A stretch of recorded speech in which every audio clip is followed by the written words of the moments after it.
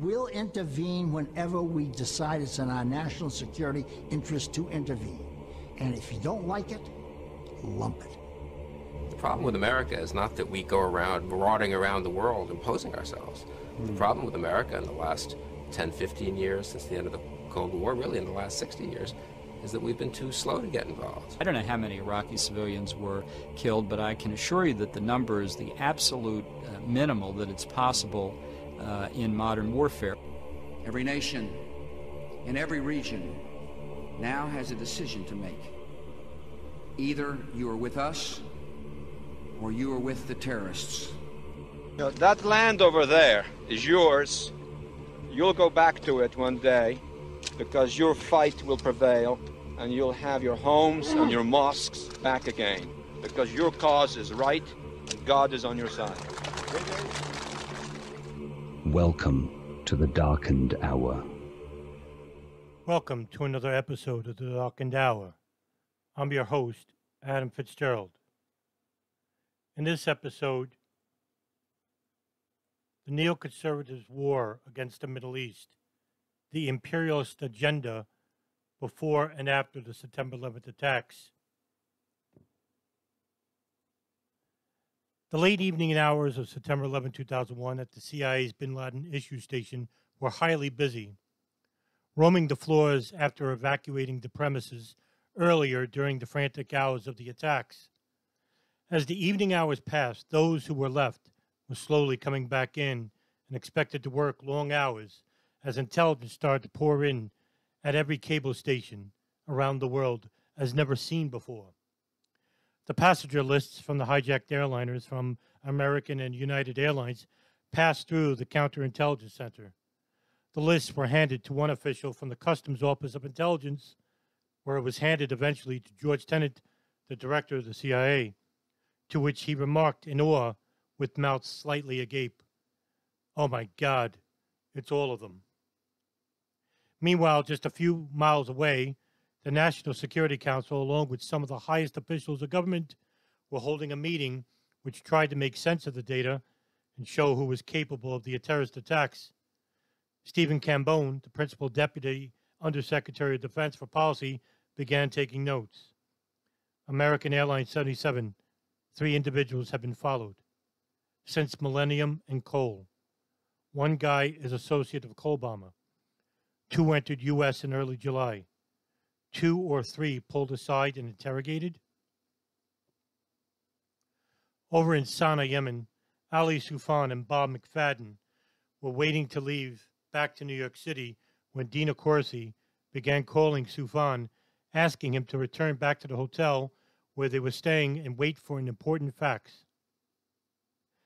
Soufan looked at McFadden with his weary and semi-brooding look at the message. Both were given a ride back while the fax slowly unveiled the cable. A local CIA liaison officer glanced at the contents. His astonishment was clear. The fax had the photographs of Khalid al-Mihdhar and Nawaf al-Hazmi while they were outside the residence of Yazid Sufat during a high-level al-Qaeda summit meeting in Malaysia.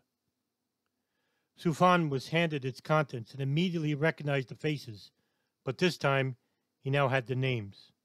They were both involved in the hijacking of American Airlines Flight 77, which crashed into the Pentagon earlier.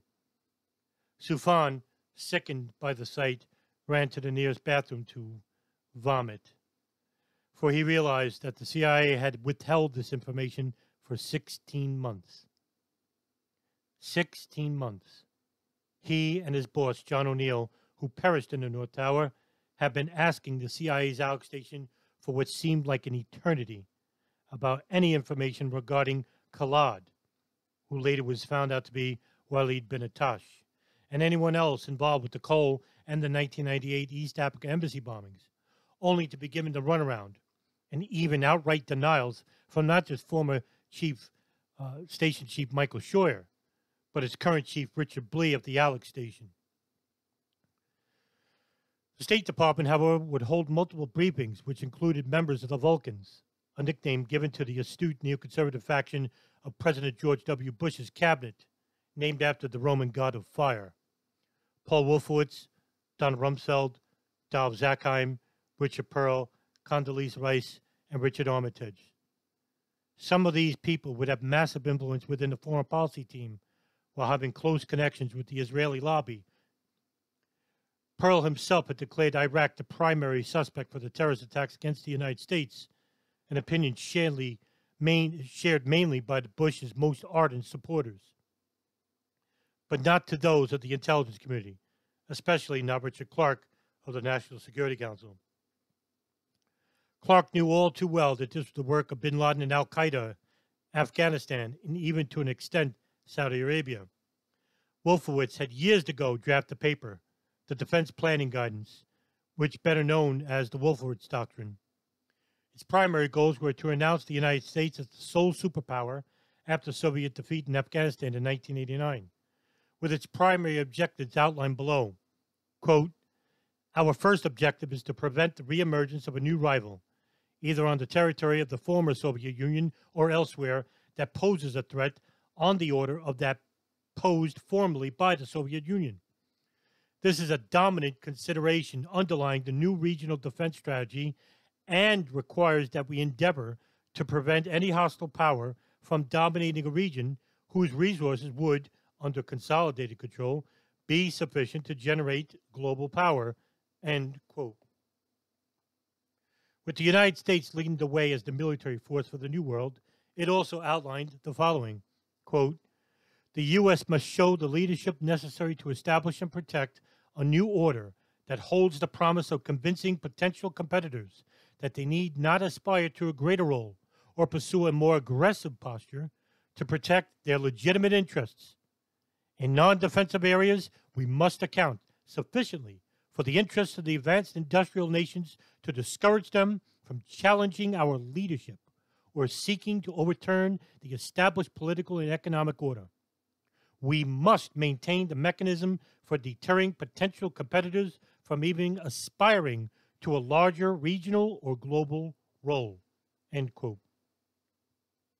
The paper was leaked to the New York Times, and the public declared the document as infringing upon imperialism.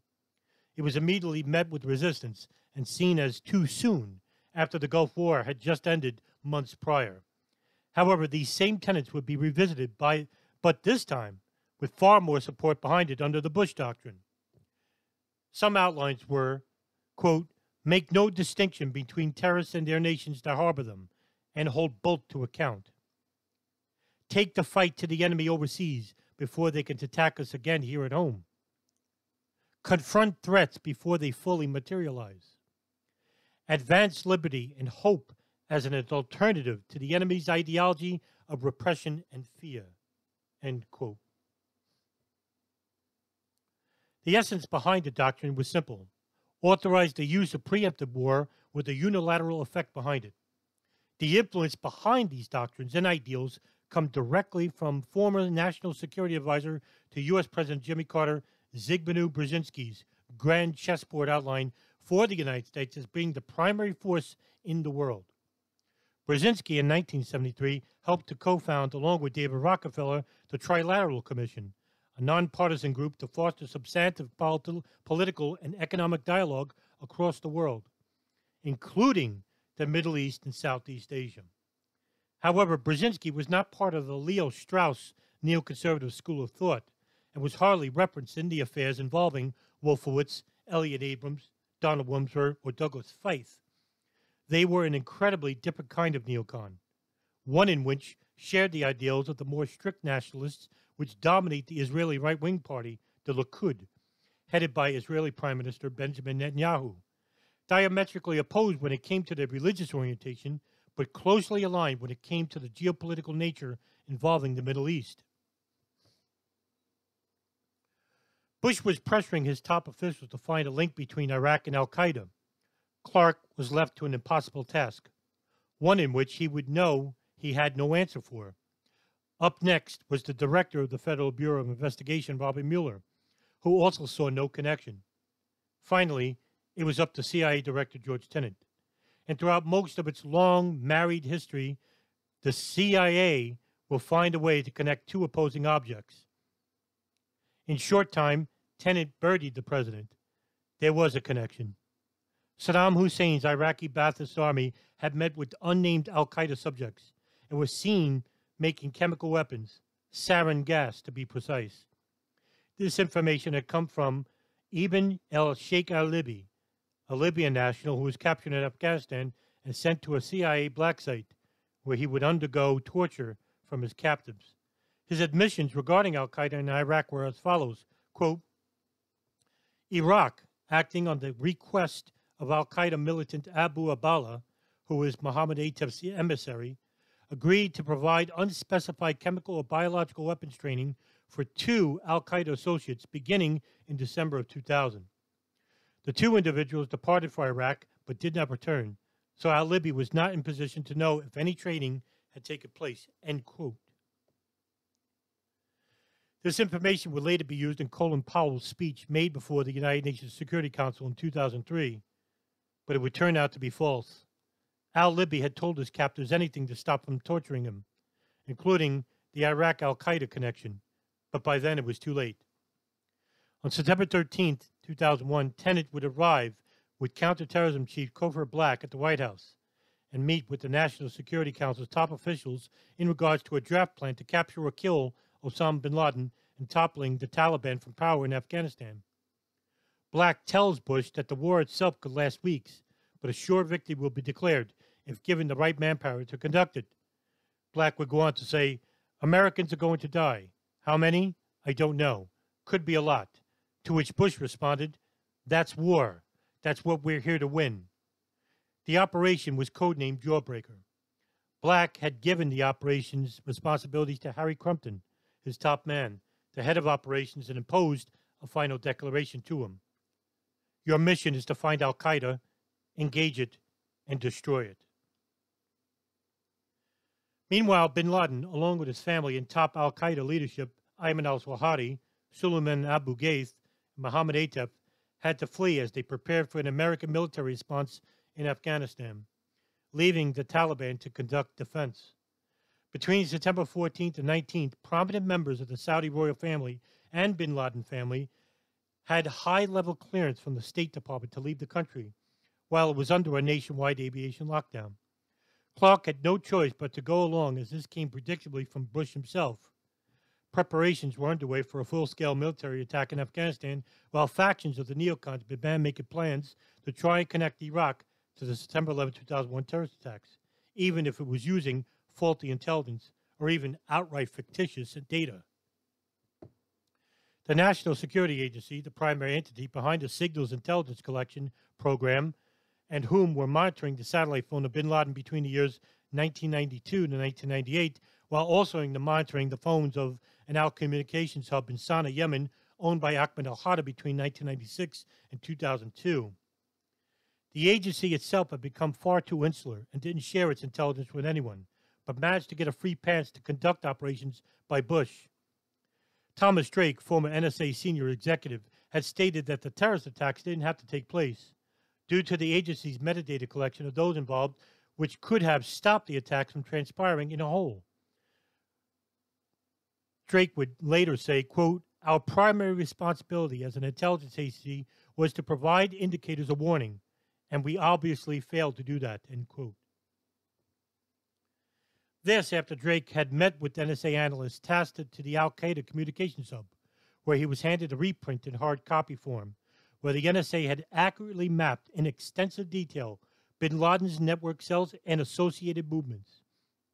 It was an extraordinary, detailed, long-term study of al-Qaeda's activities that had also identified the planning cells and operations for September 11, 2001.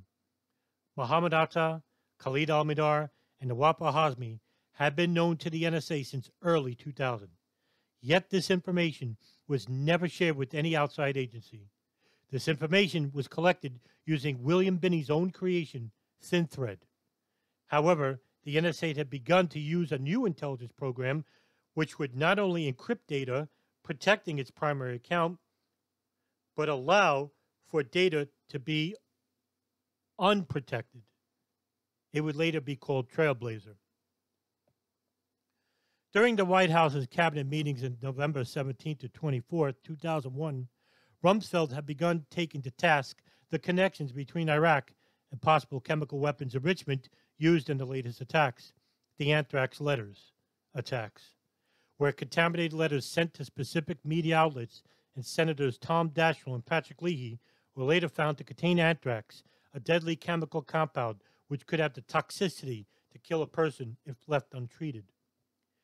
The Arab World League would hold meetings during the troubled period. While at a meeting in Beirut in March of 2002, they devised the Arab Peace Initiative, a 10-sentence proposal for an end to the Arab-Israeli conflict.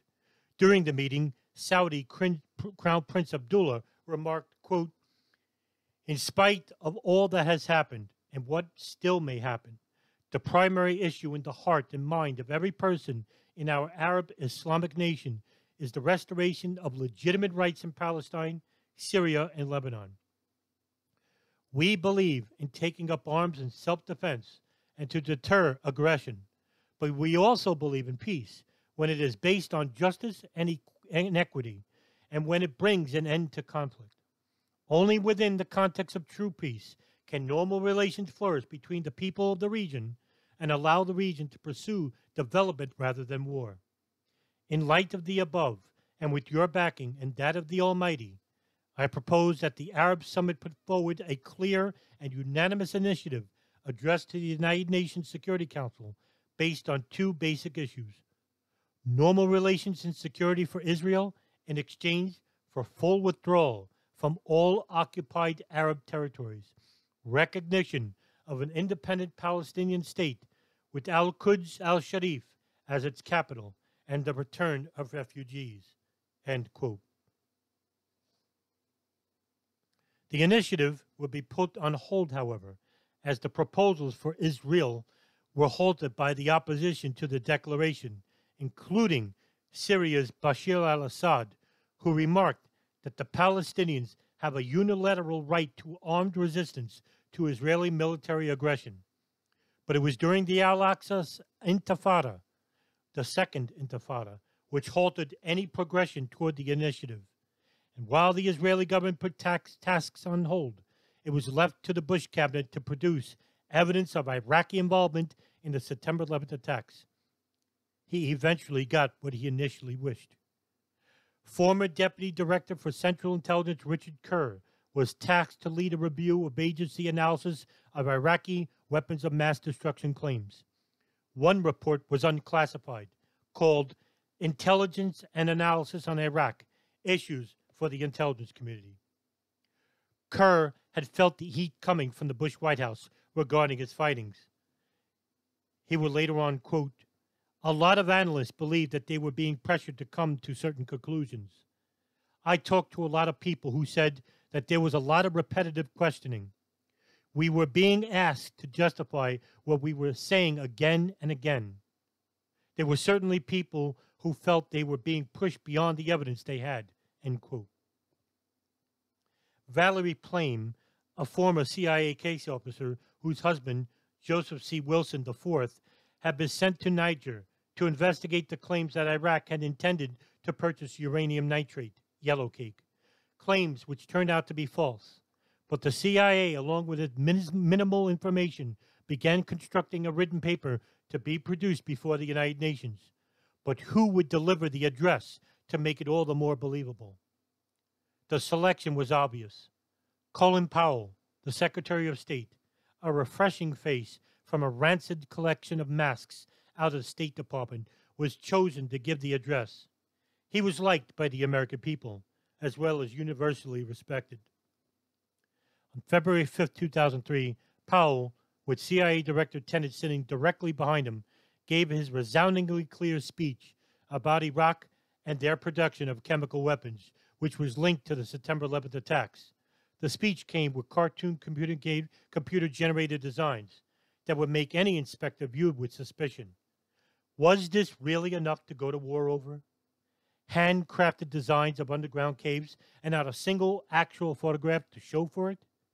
The United Nations approved of the presentation, but according to The Intercept, Powell told outright fabrications to the committee without Powell's knowledge.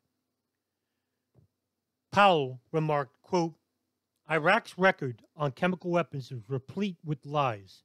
It took years for Iraq to finally admit that it had produced 4 tons of the deadly nerve agent VX. A single drop of VX on the skin will kill in minutes. 4 tons. The admission only came out after inspectors collected documentation as a result of the deflection of Hussein Kamal, Saddam Hussein's late son-in-law. As far as this went, this was accurate. However, Kamal, the head of Iraqi's weapon protection programs, defected in 1995. Iraq had produced its VX before the Gulf War in 1991, and according to Kamal, Iraq had secretly destroyed it soon after the war. Then they lied about ever producing it until his defection. But according to Kamal, they weren't lying when they said they no longer had it. End quote from The Intercept.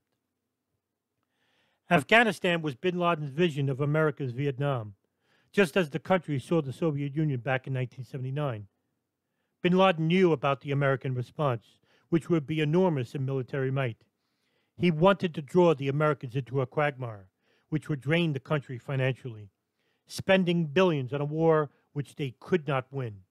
As of this day, they are still in conflict with the country, which has cost the American taxpayer to the tune of $2.4 trillion. Bin Laden's wish came true. With the United Nations Security Council approval for war, the Bush Doctrine began its initial phases. This document was not only the neocons' plans for regional military dominance, the Israelis also had a doctrine, very much alike the neocons. It was entitled A Strategy for Israel in the 1980s, or known as the Yinon Plan, named after its architect Oded Yinon, a former advisor to Israeli Prime Minister Ariel Sharon. The document entails weaknesses within the surrounding Arab countries and how to capitulate upon said weaknesses and use it for a broader geopolitical advantage using the United States coalition powers. Political commentator and newspaper columnist Linda S. Hurd once remarked about the influence of Oded Yinon Plan in the Bush Doctrine. Quote, "There is one thing that we do know. Oded Yinon's 1982 Zionist plan for the Middle East is in large part taking shape. Is this pure coincidence? Was Yinon a gifted psychic? Perhaps. Alternatively, we in the West are victims of a long-held agenda, not of our making, and without doubt, not in our interests." End quote. The strategy was to separate the Arab powers. They included Syria, Egypt, Lebanon, Jordan, and Iraq. Yinon's strategy for Iraq was as follows, quote, "The dissolution of Syria and Iraq into ethnically or religiously unique areas, such as in Lebanon, is Israel's primary target on the eastern front Iraq, rich in oil on the one hand and internally torn on the other, is guaranteed as a candidate for Israel's targets. Its dissolution is even more important for us than that of Syria. Iraq is stronger than Syria. In the short run, it is Iraqi power which constitutes the greatest threat to Israel. An Iraqi-Iranian war will tear Iraq apart and cause its downfall at home even before it is able to organize or struggle on a wide front against us. Every kind of inter-Arab confrontation will assist us in the short run and will shorten the way to the more important aim of breaking up Iraq into denominations as in Syria and Lebanon. In Iraq, a division into provinces along ethnic religious lines as in Syria during Ottoman times is possible. So, 3 or more states will exist around the 3 major cities, Basra, Baghdad, and Mosul, and Shiite areas in the south will separate from the Sunni and Kurdish north." End quote. But the question remained, what evidence was there linking Iraq to terrorism in general? Even after the fabricated evidence from the CIA through the torture of Sheikh al-Libi, even after Colin Powell's speech given to the UN Security Council with its fabricated contents, surely there must have been some indirect evidence at the very least. According to Richard Perle, it was a matter of our word. In a frontline interview taken on January 23, 2003, Perle explains how the Bush White House came to the conclusion about Iraq and al-Qaeda connection. Question: how significant is the fact that on 9/11 that evening, the president immediately steps up to not fighting a group of terrorists, but bringing it to sponsor states? And then, soon after, at Camp David, Rumsfeld is bringing up the possibility that perhaps we should be looking at Iraq here. Perle: I think September 11th is the precipitating event, and it was in part because the lesson of September 11th was that if you ignore problems, they don't go away.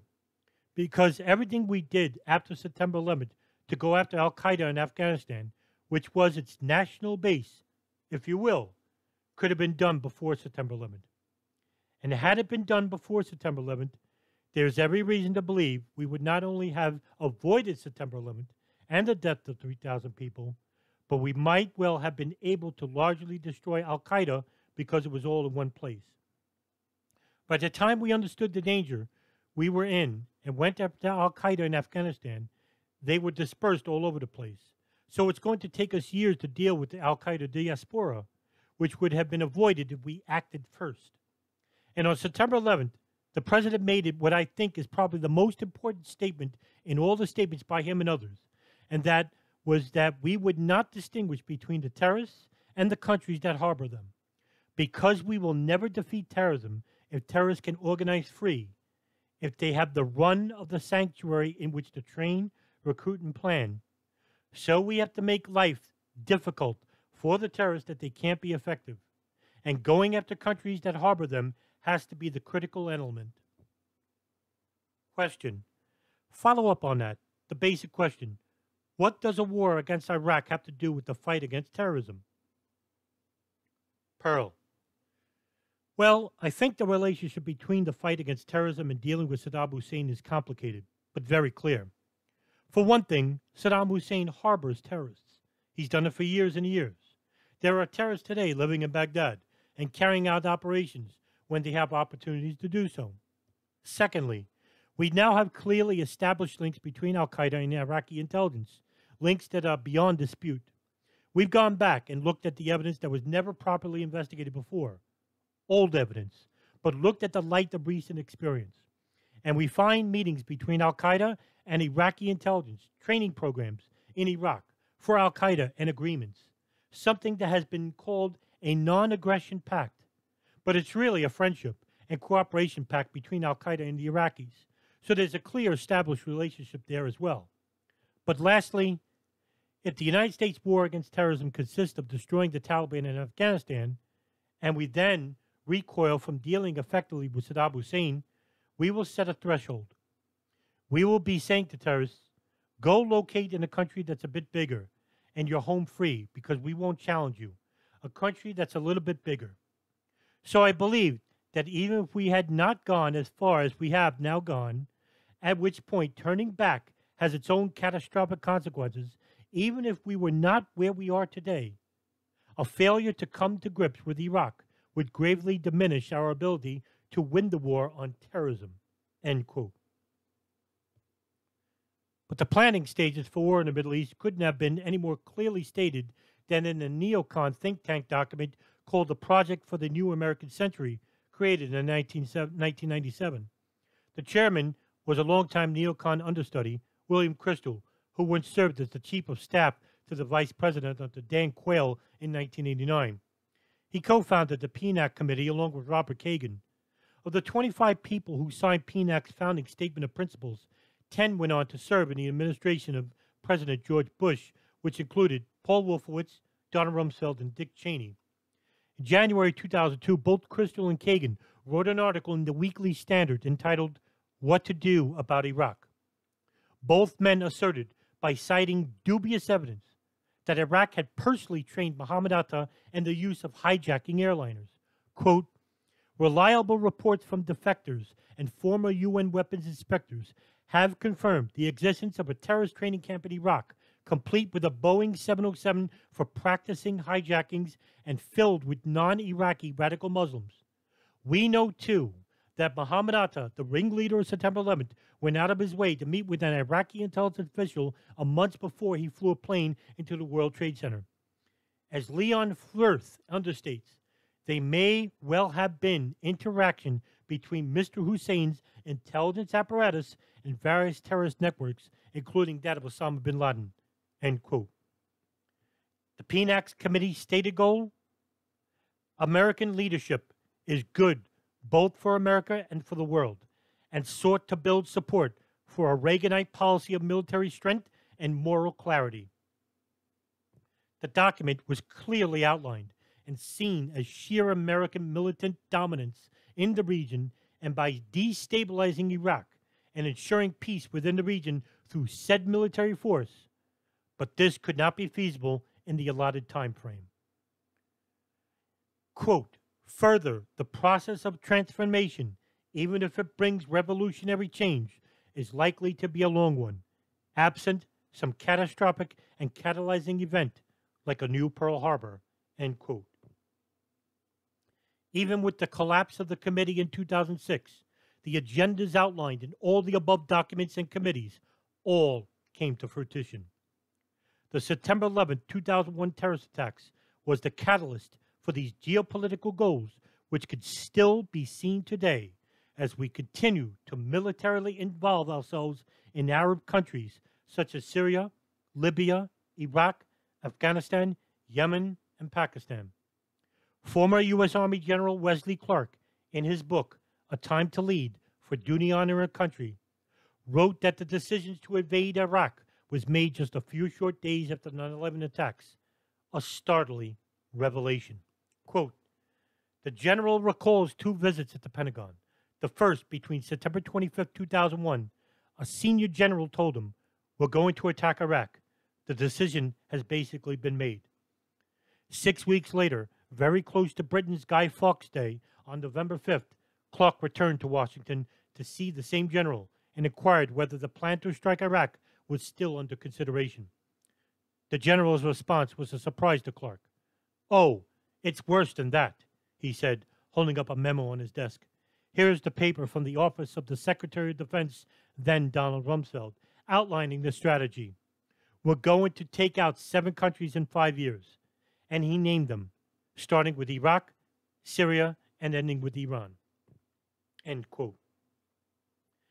The actionable intelligence received before the terrorist attacks of September 11, 2001 was not only the damning evidence for government and intelligence community malfeasance, but surely, with the stated principles and goals made by the neoconservatives and Israeli government officials, we very well may have evidence of premeditated use for these terrorist attacks in New York City and Washington, D.C., to extrapolate on the geopolitical agendas and stated goals by these warmongering psychopaths. The real crimes, which came at the allotted cost of over 1 million Iraqis, over 7,000 American servicemen and women, over 7,000 Afghans, an untold amount in the rest of the Arabian Peninsula. These are the people who mattered, not the draconian bureaucrats here or in Israel and Saudi Arabia who only valued human life as a cost-benefit for their selfish geopolitical agendas.